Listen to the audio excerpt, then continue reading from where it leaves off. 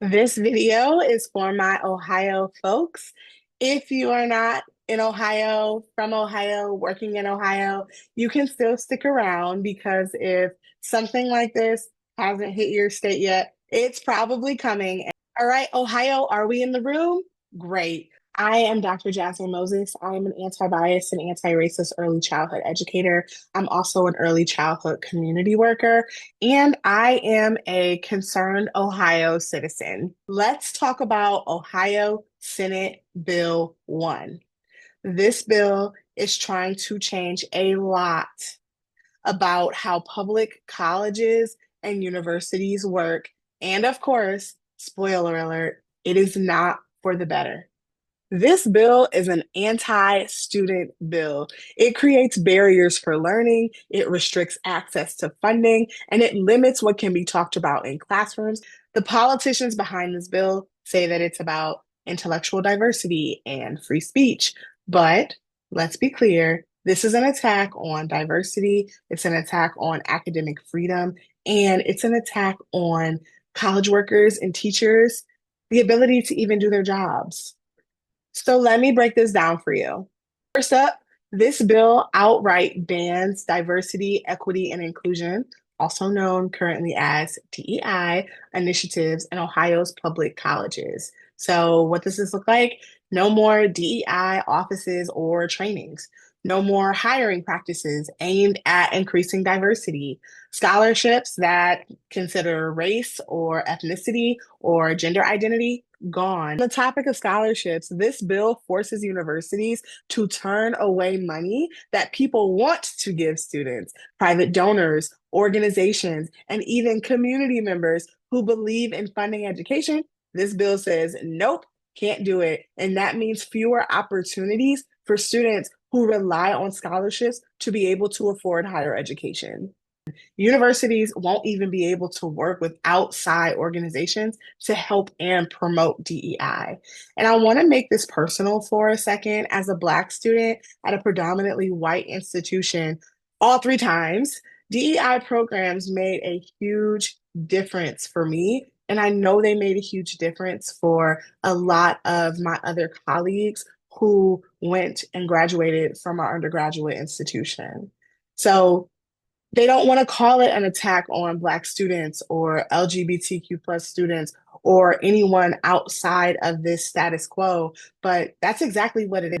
Senate Bill 1 also claims it wants to protect intellectual diversity, but what does this actually mean?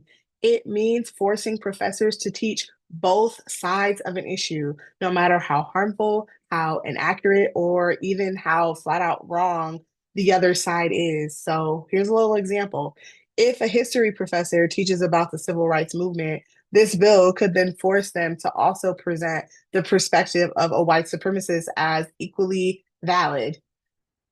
We know that some things are actually just not up for debate. We don't actually need both sides of racism. We don't actually need both sides of genocide, but we don't have to debate both sides of human rights.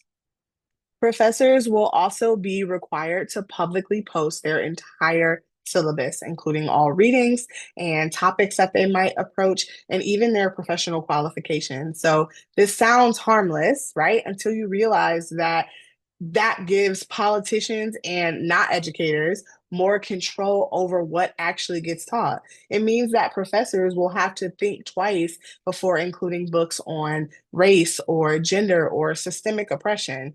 And it's not about transparency, it's about intimidation. Under SB1, professors and faculty would no longer be able to go on strike.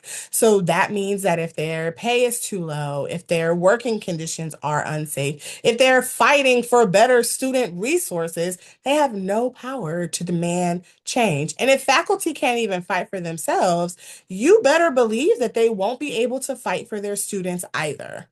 That is, of course, not all that the bill says, but if you haven't had a chance to go and read it, I suggest that you do so as soon as possible. You might be thinking, okay, Jasmine, you're an early childhood educator. This is about colleges. What does this have to do with ECE? And honestly, everything. Because the same people that are pushing Senate Bill 1 will also be behind book bans. They don't want Black history taught. They don't want children learning about gender. And they don't want educators to talk about oppression at all. If this succeeds and they succeed in erasing DEI in colleges, they will come for early childhood spaces next. This also impacts teacher preparation programs. So, your child's future teacher, they will not get the training that they need to be able to create those inclusive and supportive classrooms. My dissertation research was focused on anti bias education and early childhood spaces. So, I know not only from the literature in the field, but from my own research that teachers who have a strong anti bias focus during their teacher preparation programs and their teacher experiences are more comfortable and ready to embrace those anti bias practices within their teaching practice. When teachers are prepared, children are then able to thrive in environments where they feel seen, valued, and supported. This bill threatens that, and that is why we have to push back.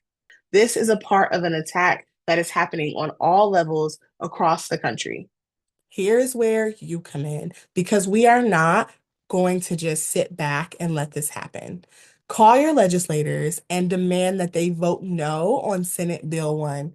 Hey, legislator, my name is, and I oppose Senate Bill 1 because it harms academic freedom, it removes DEI programs, and it limits free speech in Ohio colleges. Please vote no. I also want you to get loud about this. Share this video, post about Senate Bill 1, and talk to your people. Most bad bills pass because people don't realize what's happening until it's too late. And we are not going to let that happen here. There's too much at stake. There are also local advocacy groups that are already fighting this bill. Find them, join them, show up. Thank you so much for watching. We can do this. Let's take action.